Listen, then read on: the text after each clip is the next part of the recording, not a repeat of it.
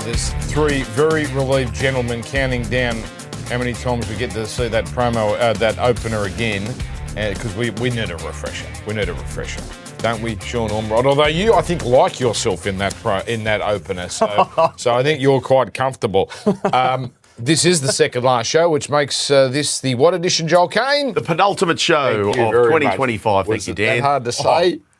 Can we just break open something? I was informed today that new father, although not really that new, Sean Ormerod, is going on maternity leave straight after the grand final. Now, if this isn't a raw... How old is the King? He's turning 3. No, King Jorge. He's about 4 months old, 4.5 months old at the moment. You cannot surely take paternity leave 4 months in, just at a convenient time when the NRL season is over. It's just the beautiful thing. The beautiful thing about working for such a this is a holiday. It's not great organisation. But let's not call it a paternity leave. Let's just call it a holiday. No, I'll be working hard, Dan. Yeah. It just might happen that Vanessa might be on leave at the same time, so the two of us have sort of the stars have aligned for the both of us. When do you go on said leave? Oh, but the day after the. And when would you return? Final. Oh, some sort of mid-Feb sort of arrangement. Oh, God, you'll get bored. You know what? No, I will. Careful. I guarantee I won't get bored. Be careful what you wish for. My youngest has just turned 14. I'm lodging paternity leave now. He's about a couple of months older than Jorge. You've got to take paternity leave. I get the timing for him. But you've got to take, but that's got to be, I'm not a dad, so who am I to judge? That's got to be within 3 months. Yeah. Within 3 months of birth, you've got to be on leave. Jorge's walking now. What a great organisation we work for. Oh, that'll do, mate. Now, given Sportsbet again took a big hit, I'm told. Was it another? Not in the realms of. Wasn't in the 8-digit region. No, not in the realms of that. But there'll be so many big dog eyeballs on this Sunday afternoon. Like we'll break internal ratings for. Because we're very Melbourne-centric, Dan. They get around their AFL. I know. I've got past that. You don't seem to have, but yes, I've got past that. When there's big liabilities hovering around a game of rugby league, the ratings go up. This will break records. Would you say the future of the show could be in doubt? Absolutely. Just given. And he's got the audacity. Jump on the NRL hub. He's put some bloody Sugars Tryscorer hub. And I said to him, if that wins, we are in dire straits. Yes. We're in big trouble. Well, it's a hedge. I might back it myself. So in case we get marched out the building, at least I'm taking a quasi-redundancy with me, Sean. What about that? Hey, check out the fee. We've only got the 2 games, obviously, being the penultimate weekend. So I thought I'd like to bring back, and this is backed by popular demand as well, sure, because my inbox has been flooded for most of the year. Where's Coal Miners Correspondence? Well, it's back. It's right here. Let's do this.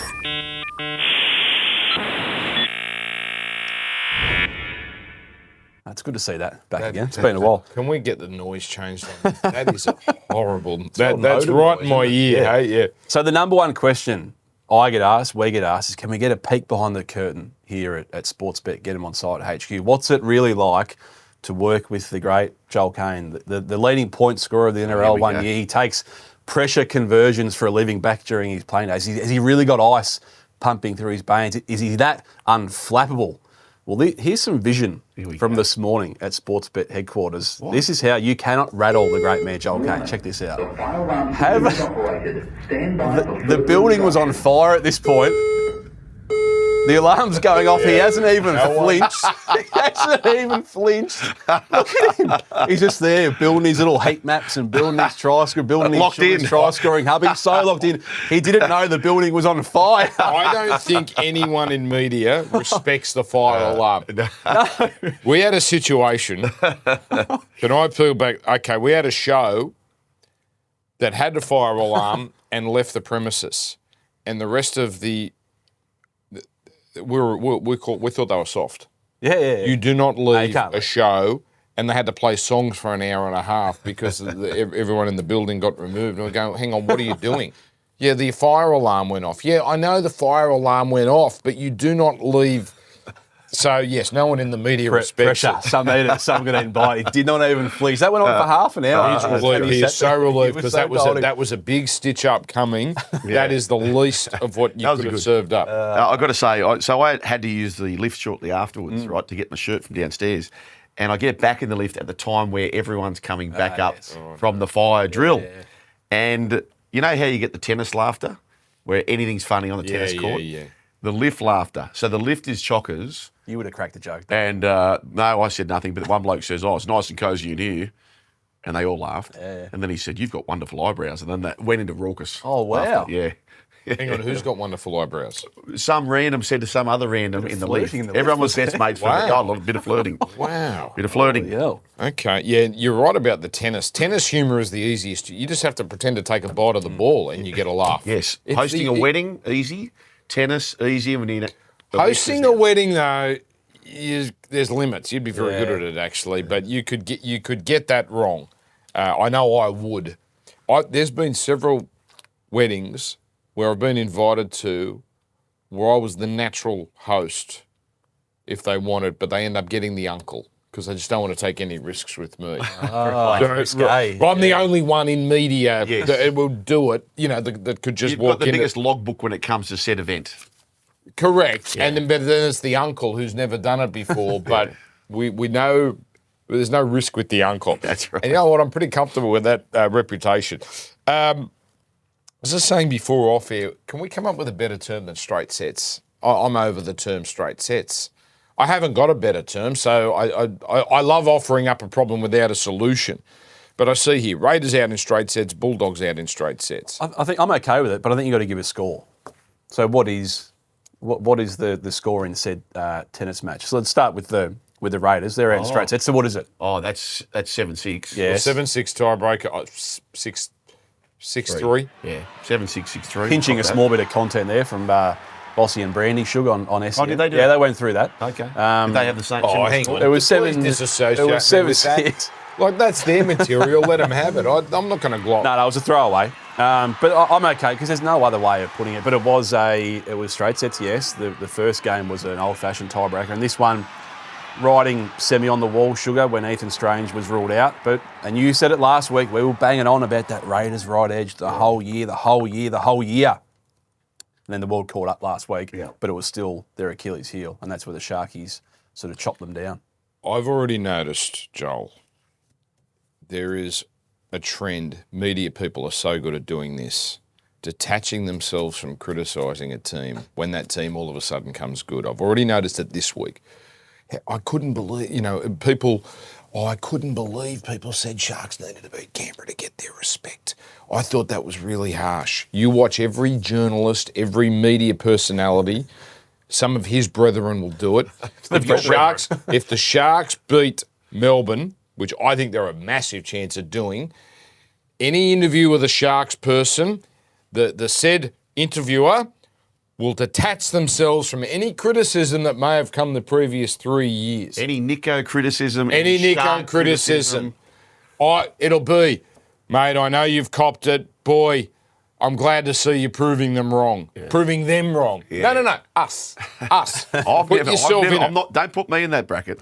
I've been a Shark storm through and through. Oh, here we go. I'm going to find some receipts. Okay. This show has been the flat track bully home of Sharks analysis. Don't you detach yourself? Okay, it's all there, and for all of us, that is. And I actually, as a bit of an exercise, folks, and we should put this out as a podcast, I have listened to some of our season preview.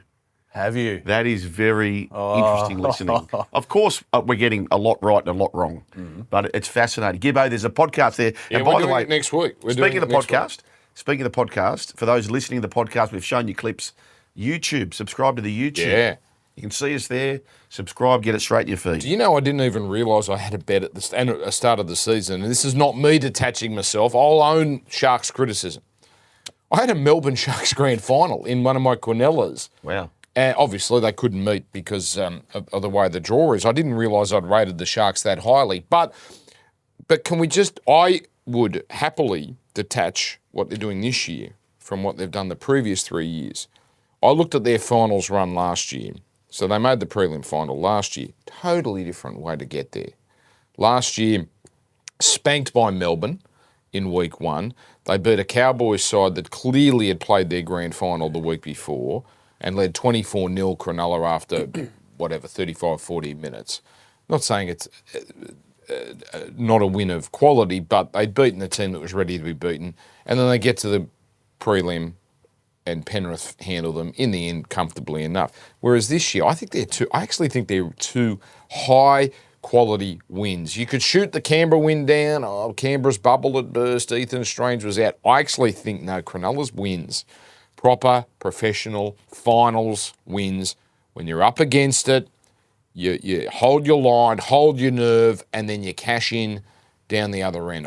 I'm actually very highly impressed with Cronulla this year. What the two visitors have, boys, is which the those in the spa are rolling a dice. The two visitors are fully fit. Yeah. I know Tommy Hazelton's out, but I reckon Kafusi would be in front of him in the pecking order. Anyway, they are fully fit and they've got momentum on their side. Yeah. Both have 2 wins under their belt. I 100% agree. I cannot believe the odds for the Sharks. You talk about disrespect. The sports bet traders, a lot of disrespect. But we'll get to that game shortly. All right, we'll do your Bulldogs straight sets thing. I guess that's 6-love. 6-1. Canterbury did score a try. So 6-1 first set. 6-4. 6-4, 6-1 feels. It was probably as close as you'll get to a 6-1. Can't have 6-4 in the first. It was 36-8 at half time. Yeah, it's 6-1. 6-4, 6-1. Yeah, like it's as close to 6-love as you'll get. The fact that and teams, particularly in a final where you sort of just wrap yourself in cotton wool for the second half, you don't really always go on with it. That was the only thing that probably gave the Bulldogs one game in that one. So look, now the whole world's been talking about their first half, so we don't have to sort of reverse over it again. But that is a scary statement that they made. It was the biggest dismantling of a side that I've seen all year, and probably have for the last 3 or 4 years, to be honest.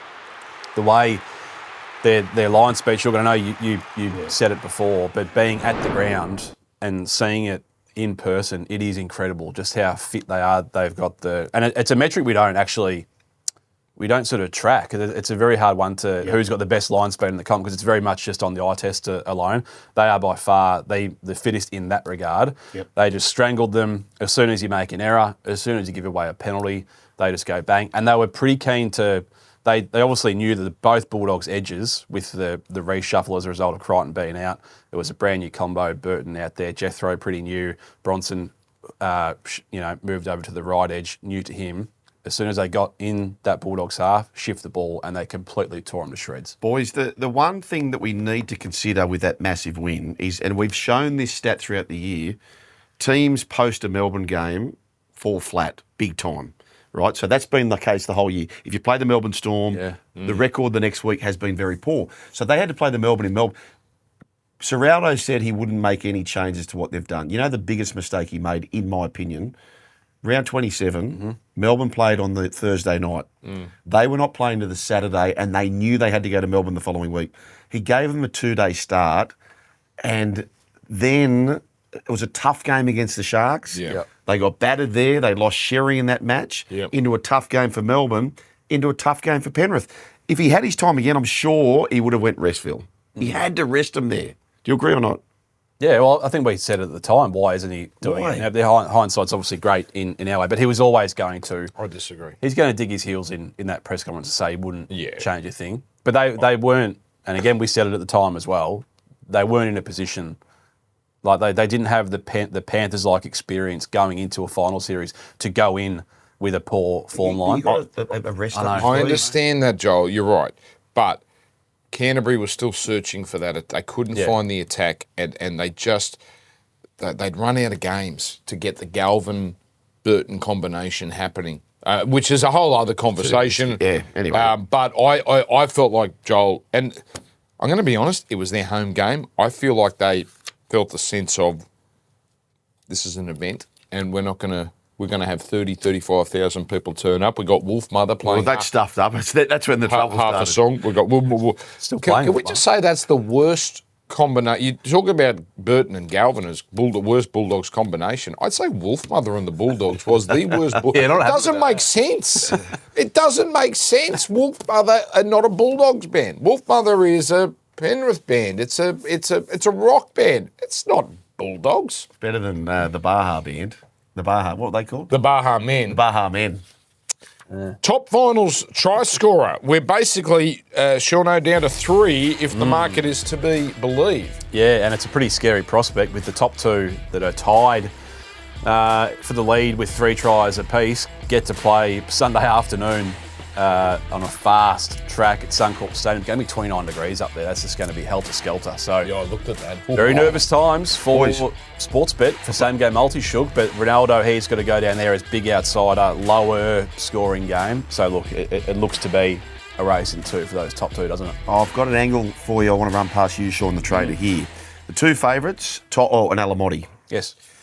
Fair enough. So they should be. They're both on 3. If someone was to beat them, you need them not to play in the grand final. Yes. So therefore, the Broncos will have had to have won. If they have won, you're looking at Katapani, Shibasaki, Walsh. Next name. One more name. Stags. Who's the other Bronco? Stags. Mariner. But that's at the price, and you're looking at around $26 to 34s. Yep. That's the only way really they're going to get beaten. Correct. Okay, well, it's related, isn't it? It's related. You need one to happen for the other one to you with win. that? Absolutely. So let me just read these odds for the audio-only people. Toto $2.75, Alamotti $3, Mulatalo $4.33. There we go. It's back on screen. Then we get $23 the field. Warbrick, Shibasaki, my man Shibasaki. Your man. Well, I backed it before the finals at $11, I think it was. And But they're only 2 behind, boys. Like at that price, and you may split it, but they're only 2 behind. And if you can win, possibly score in the win, get the extra game, it's a live chance. Anyway, $23 the field, but top 3 have that dominated. Is this the bet where you fear for the future of the company, Sean? No, If this is a one different of these one. gets up, grand but I final like hub, where your but head's at here, Shug. Let's get Joel to talk us through this. So this is grand final related. Yeah, this is just like an early same-game multi for the grand final, pre-packaged. So go to the grand final hub, where there are options for, early same-game multis essentially manually done. So Clive Churchill medal winner, I think, Reece Walsh to score a try in the grand final. If he scores a try in the grand final, geez, he comes in for the Clive, $21. Nico Hines, $51. If he scores in the grand final, gee, you'd want to be on the 51s, wouldn't I you? put Walsh up on the feed, and he's drifted since. Now they've got to go the hard way and beat Penrith, but I still think he is an amazing bet for the Clive. Like in just, So what price is he now? I think he's $11.50 standalone. So if he knew he scored... Yeah, and that makes him about, to win the Clive, they have to win the game, right? Let's just all agree on that. That makes them we're splitting hairs, but it's about a $3 shot. You know that Brisbane have won the game, Walsh has won the Clive. I can get him way higher than that. Yeah. I can get him to 50% of that market, I reckon. Okay, that they've won it. Yep. Yeah. Can I please get a market on this, Sean? There will be a back page headline, whether it's the Courier Mail, Daily Telegraph, or Sydney Morning Herald, between Monday and Wednesday. So I've got a few chances here. There will be calls for a gap between prelim final and grand final. It will be a back page story. Everyone will claim it as their idea. It's my idea. I've said it all year. Ideas committee. All it needs is a gun player this week Yep. to get concussed leading into the grand final. Now, it's an AFL idea. Well, it's the Super Bowl, right? But now the AFL latched onto it last week because apparently a player... Geelong players gone out with HIA. Right. And if it happens in league, if it's Pappenhausen, it doesn't matter who. Cleary. Can you imagine if it's Cleary? Do you not Walsh, listen to ideas committee? hang on. I am not. Don't I am answer that, forecasting. I'm forecasting media Latching onto it. latching onto it. Now, I don't hate the idea, and I'll tell you why. I would much rather this than the stupid wildcard idea, right? I would rather you set your whole week up. You can play. You've got to play your women's grand final in the middle week. Give it its own standalone event. Do your state championships. You can give that a bit more push. Dally M's on the Monday night or Sunday night. Actually, I'd have the Dally M's the Sunday night the week before the grand final. I'd have a proper NRL media night, say the Monday night. So NFL media night style. Everyone's available. It's a proper event. And I think you can start to really build the event up in a different manner. Both teams are in Sydney for the entire week. Totally I think you can. I don't think it's such a bad thing. I think the momentum you lose from round 27 to finals is huge if you have a week off. But I think the grand final is so big that you can expand the gap to 14 days and the momentum it's a no-brainer. self-fulfilling momentum. It's better than the pre-finals one. Yeah. 'Cause there you're rewarding 8 teams. Here you're rewarding let's call it the best 2 still standing, and it takes the concussion aspect or the other injury aspect out of it as well. It's a no-brainer, and for those who subscribe to the Ideas Committee, we said it's a no-brainer, but won't happen until, unfortunately, HIA 11 days gets involved. It's a no-brainer. And also, there's going to be a lot of whinging I don't think Penrith care actually, but I think Brisbane people, I'm not necessarily talking about the club, I'm talking about, again, Brisbane media, the short turnaround. 7, don't start me on that. I actually think there's a disadvantage for Melbourne. For the team who's got to wait longer. That is a long way to burn energy and wait for a grand final. Anyway, this Sunday final is going to rate so high. I think it's going to be the highest rating game of all time on Fox. Yep. Right? And I think it's going to be one of the highest rating games of all time on Channel 9, which means the NRL is now stuck in this Sunday. When I say stuck, happily stuck, because we all want Sunday footy. And Friday night is just, to me, a no-brainer because I don't like, why are we giving AFLs free space on Saturday? You just got to play it smart. Just got to play it smart. Friday night, you can own Friday night. AFL is Saturday's day. AFL, GF, fair play to them. That is their day. Give them that day. What do we want to be sticking a Melbourne Storm game across the road at Amy Park at 7:30? Well, why? Why make life harder for yourself when you don't have to? And maybe we've accidentally done this, but the fact that it falls the way of the highest ranked rested team, I think that's good. So the Melbourne Storm are the highest ranked prelim team, so they should get the bigger rest. Yeah. I do think the NRL needs to just take a hard line though on teams asking for things. I don't care. Look. I still don't think Canberra should have got their way with week 1. Backfired anyway. It did backfire on them, and I think if any team deserves consideration, it should be the team to finish first. So it's not a shot at Canberra, but I think the NRL should be saying, thanks for your suggestions, we'll take it from here. If it wasn't Brisbane they were playing, do you reckon it would have happened? Like, surely the Broncos... Absolutely not. Yeah. I think it needed broadcast approval. Yeah. I think the broadcasters would have been excited about the Broncos. So it's a semi sort of moot point, given that was the deciding factor in it happening. I just don't like clubs getting involved in the scheduling of finals. Now, here is a stat. I'm surprised it's so lopsided, but the teams having the week off. Look at the domination since 2018. Now, before Joel chimes in, yes, I gather 2017, the team that didn't have the week off was pretty well because we've cut it off at 2018. But 12-2, and margin of victory, 8 of those 12 wins, 13 plus. Yeah. So once that week 1 team, the week 1 winner, breaks the back of the team going the long way, they really rub it in. The only losses by the team with the week off, Cowboys against Parramatta in 2022 in Townsville, and a classic between Melbourne and Penrith, which was at Suncorp, so they didn't even have home ground advantage. That was a COVID year. But that's quite telling, the margin of victory there. But even with the little asterisk down below, even if you go back further than that, it's still a tick under 80%. Yeah. That's a massive winning massive record. It goes to show just how advantageous that week off is. Sugar. Ties in with home teams, the form teams. Yep. Best the team, healthy teams. you're at home, you got the week off. Yep. That's a winning trifecta. Yep. All right, let's, without any further ado, your mate that does the comments, he can timestamp this because we are about to preview the 2 games.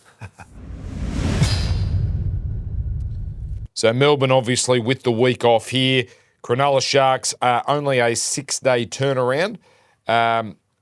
Wow, that's a disrespectful line. You talk about the Sharks wanting their respect. I'd be knocking on the door of the Sportsbet traders and saying, why the hell have you got us at $3.10 plus 9.5?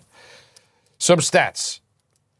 Melbourne, they're all very good stats. Prelim final record under Bellamy, 10-5. He's aiming for 11 grand finals in 20 years, which would be the most, 11. That's crazy. Bennett's on 10. Finals at Amy Park, they've won 11 of their last 13. They've won their last 4 prelims at Amy. Here's an odd stat. Xavier Coates has gone 5 finals without scoring a try. I find that crazy. Sharks, they beat the Storm at Shark Park. Now, Melbourne have obviously returned to it, but it's 1-1 this year. Lost 6 of their last 7 prelims, but they have won 9 of their last 10. Here's an odd one. No Sharks winger has scored first since round 10. So when they score first, it's not a winger. To me, Joel, and I think you might be coming with me here, there are more questions about Melbourne than about Cronulla.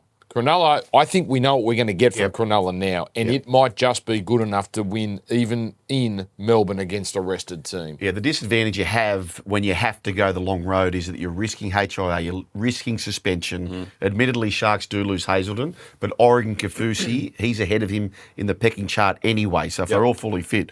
What you have with the Cronulla Sharks, which is the same as the visiting Panthers, is they have got through a momentum. They both have 2 wins under their belt, and they've both come through healthy. Whereas the hosting side, they're both in a situation, the Melbourne Storm and the Broncos, where you're rolling the dice on players who have been sidelined. It's a huge risk. Huge risk. And I think one way or the other, the inclusion or the selection of Jerome Hughes.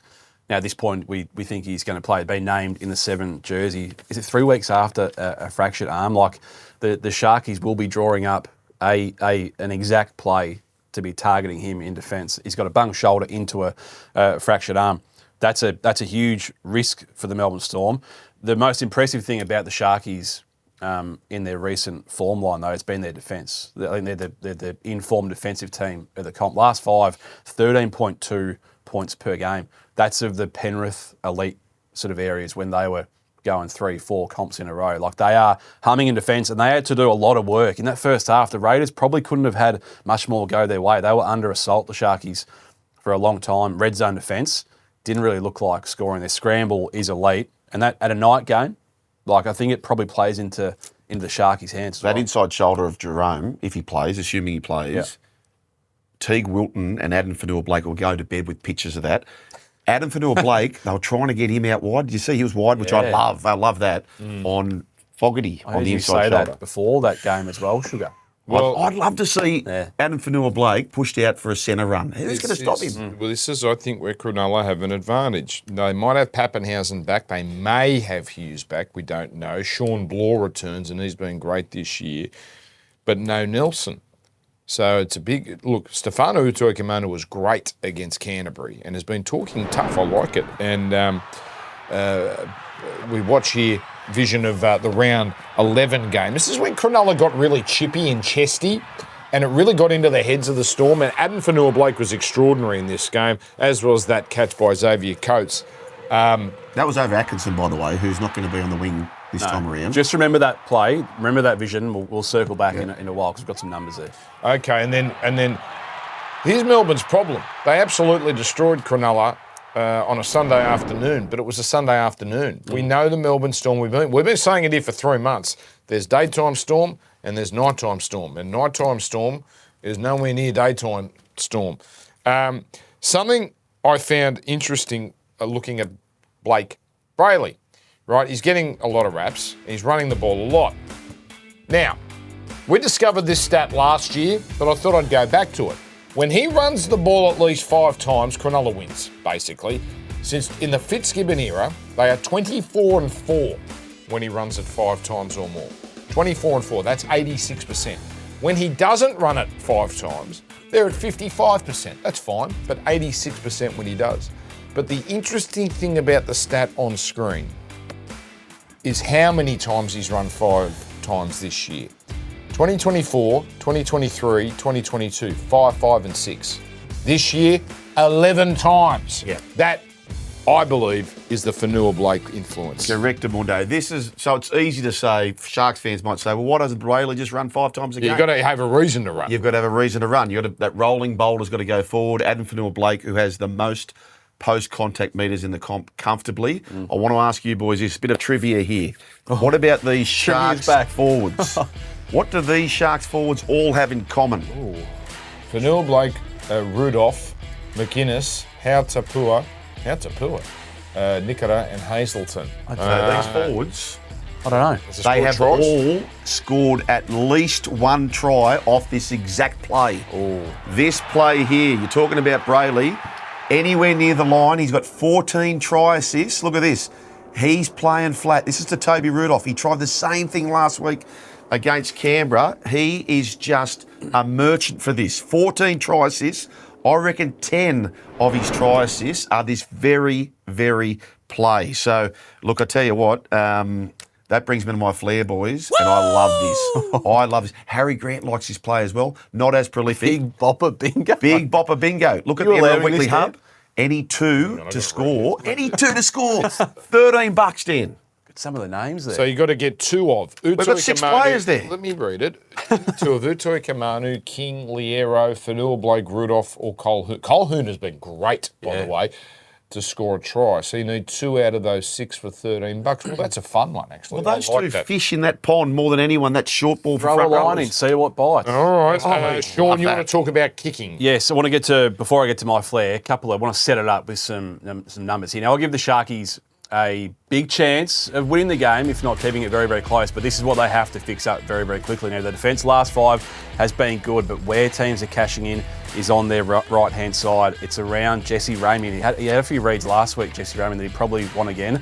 They want to be careful. If they're giving Melbourne Storm good ball, they'll be going left to Melbourne Storm. And this is where they can cash in one of 2 ways. If it's not through the hands, it's through the air. So the tries conceded from kicks, the Sharkies, 12 on the right-hand side. That's the equal most in the comp this year. Melbourne Storm, where do they score there? It's 13 left. That's the 3rd most. If it's not through the hands to Xavier Coates, it's through the end. And that vision we saw before, no, it's not. It was Daniel Atkinson on that occasion, but Sione Katoa is still giving away a lot of height. They all go that way. Xavier Coates, 2 or more tries, despite me giving the Sharks a big chance. I couldn't believe they only kicked the Coates once in that Canterbury game. There's no way they play this game with everything on the line and only put the high ball up for Xavier Coates once. Yeah, but Sharks are ready for this. Remember, they took on Nwanganawazi and Tupu. Yeah. So they've got a plan for it. So on that occasion, the Chooks only went to their left, I think, twice. And Katoa did a very good job. The kicks weren't probably as red hot as what they needed to be. All right, let's do this. Great respect for the Penrith Panthers. Last week we showed you how you can get them hit the lead runner. Preston went through, he went through again to score a try, and Sherry went through. So that's one way to get them. Now, last year before the grand final, we showed you this.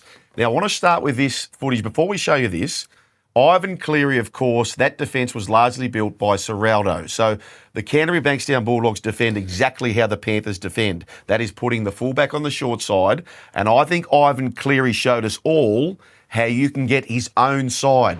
So this is what they did against the Serraldo coached Bulldogs. Let's get the fullback involved. Yeah. Okay, you see Mitch Kenny pointing. We've got the fullback. There's those boots of Connor Tracy. Pulls to the short side.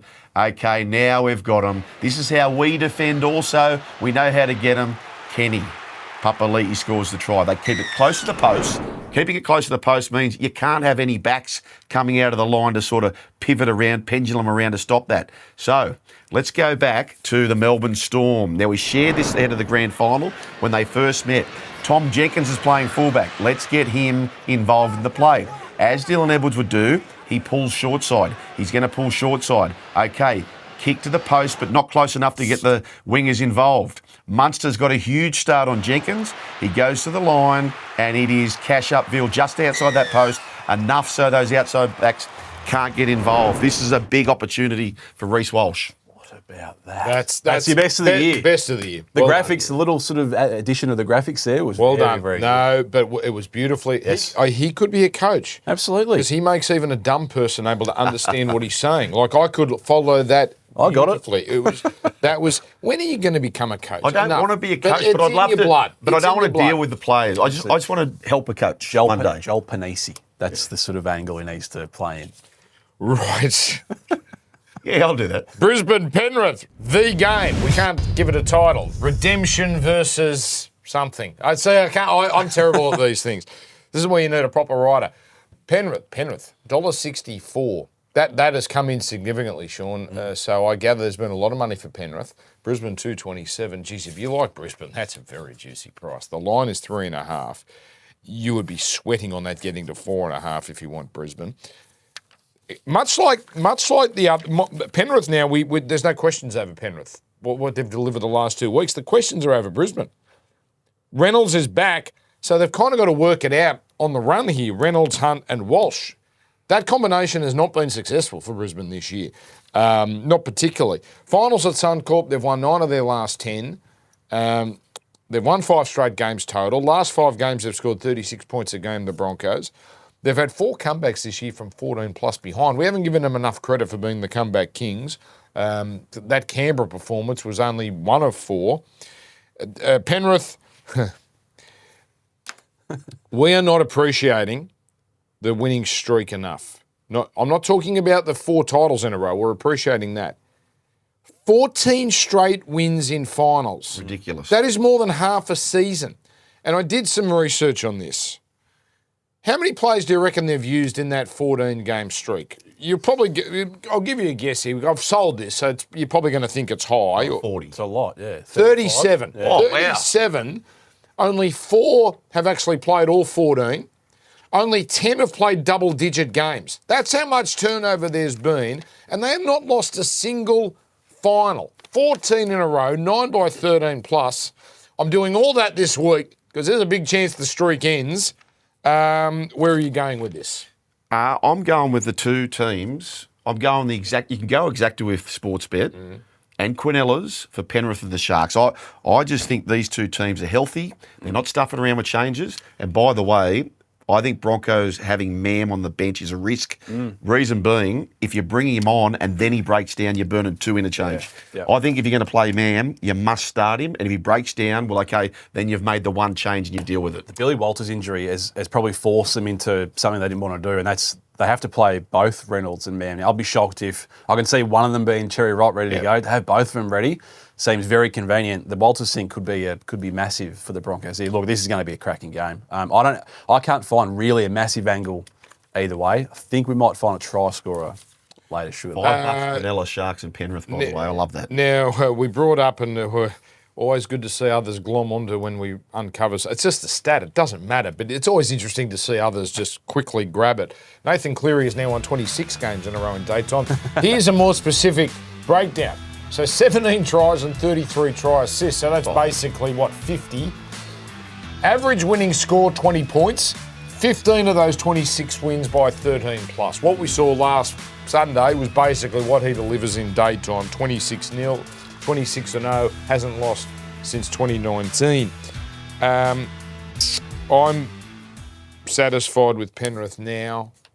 That they get, for me, I don't bet against them now until they lose. They're back. Yeah, I think so too. And what we are not paying enough attention to is this game. Round 9, Magic Round. Magic Round, yeah. Penrith, when Penrith turn it on, when they feel like it, No Mitch Kenny here either, boys. they are giving it to Brisbane. And I also looked up another stat. I don't want to bombard you with useless stats. When the crowd is 20,000 or more, right? So let's call it an event. Penrith have won 24 of their last 27. Oh, that's niche. Right. But hang on, let me finish. When the crowd is less than 20,000 in that same period, so 24 and 3 over the last 27, I think it goes back to start of 2024. 11 and 13 when the crowd is under 20,000. Wow. They are a big event team now because they're bored by the little events. They are only interested in games like this. Tell me you're not impressed by that. Niche, but I like it. That's proper niche. You know what I'll tell you what was niche or weird. You just reminded me there with the footage how Cleary against the Broncos scored the identical Identical try. The That was exact same spooky. one that broke their hearts, yeah. Wow. You couldn't put a market on it, No. but can you say a third try in exactly the Wow. same vein? What have you got here? I just want to show something we spoke about last week, and speaking about glomming, I think people will start to talk about this shortly. You can get the Panthers. They present a mirage. A couple of times they got pushed over the sideline. But when you play the lead runner, they are scrambling so hard and ferociously, they want to invite you to the touchline. Preston goes through on a lead. He links up with Galvin. Preston again goes through on a lead. He scores a try. And then Bronson Sherry goes through on a lead and scores a try. So that, to me, is the way to get it, which I think the man that it ties into is a bloke that you're about to talk to. On the exact same page, Sugar. Now, I want to get this nickname into a call somewhere, Dan, if you could. The Barometer. He is the barometer for the Broncos this year. So he scored tries in 9 games. Their record when he does, 8 wins, 1 loss. Look at all the green ticks down there. And his recent form line is incredible as well. Last 5 games, he's scored 5 tries in those, only missed on 1 occasion. They have to go, if they are to win the game, and I think the day game, afternoon aspect, it's going to be hot, absolutely suits them to a T. it's got to be a high-scoring affair, and they've got to be getting him close to the line, one out, for the exact vision that you just saw, Shug. Go right. I think they're going to have some fun. Katoni features in my flair bet very, very heavily, and I think it's going to be high-scoring, much to the... We're scared here at Sportsbet, Sugar, for same-game multis. We're very, very scared, but I think it is going to be high-scoring. The total is like 49.5, which is huge for a prelim, but Katoni, 2 or more tries is my flair. Okay. I've spoken about the grubber kick chance from Reece Walsh. Yep. I agree. So on that right-hand side, that lead runner, that would be Jordan Ricky. Not really his play, though, Dan, is it? So therefore, it points to Stags. Yeah. For the podcast listeners, Sean the Trader's referring to Katoni Stags as the Broncos barometer.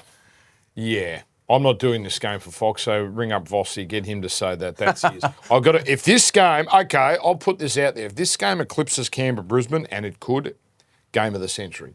I'm going to call it game of the century.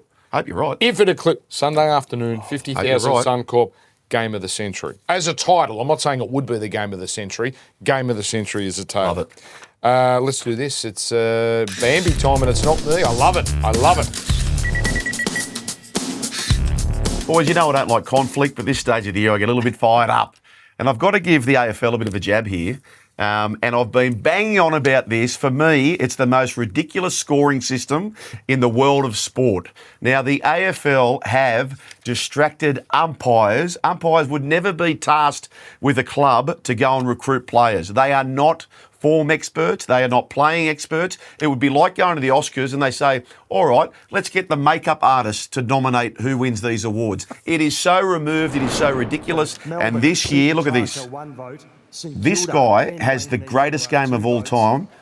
Nasiah Wanganeen-Millera. The crowd are laughing. The audible hums and hoes. They are laughing. Look at them. They are laughing. It was the greatest single display of the whole year, but distracted umpires couldn't see it. It is stupid, Sean. Death, taxes, and waking up Tuesday morning after the Brownlow, and the Mexicans complaining about the umpires doing the votes. What's the equivalent? That game? Okay. It's been put to me that it's like Reece Walsh against Canberra, week 1 of the finals, not getting the 3 Dally M's. No, okay. Dan, that's the equivalent. No, I don't. And we're all just left shaking our heads. Why do we have to insert rugby league into this conversation? It was like, and I've said this before, when the great Drew Morfitt called the diving and he referred to the Chinese champion as the Gary Ablett of diving. Don't go, we are better than that. Can I just Bambi one thing from the Brownlow? Bailey Smith. King of all douchebags. That is all. I must say this. Got to go to a break. I want to tidy things up and say, Matt Rao, congratulations. I do understand that the best person won the award. I'm sure Matt Rao is relieved to have your approval on the subject. Best bets after this. Get him on side.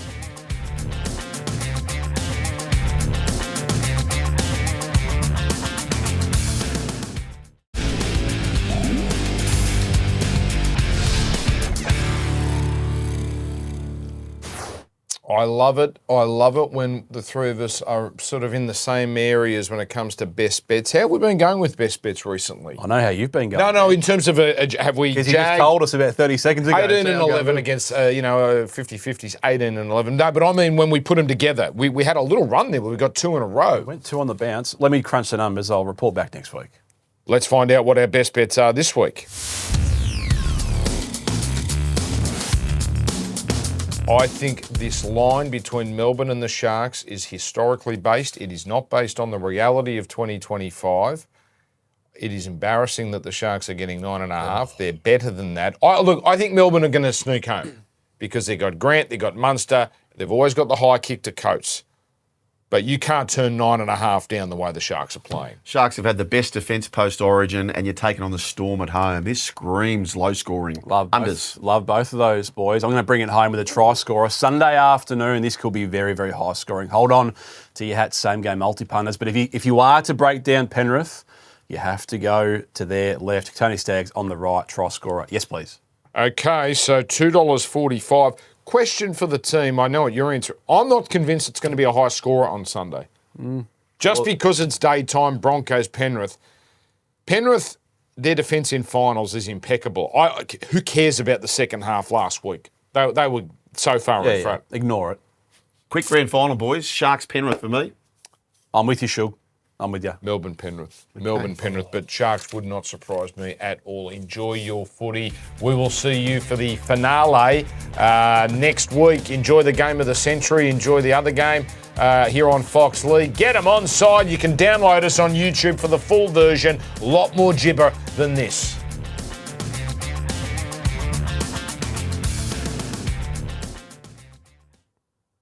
What's gambling really costing you? For free and confidential support, call the number on the screen or visit the website.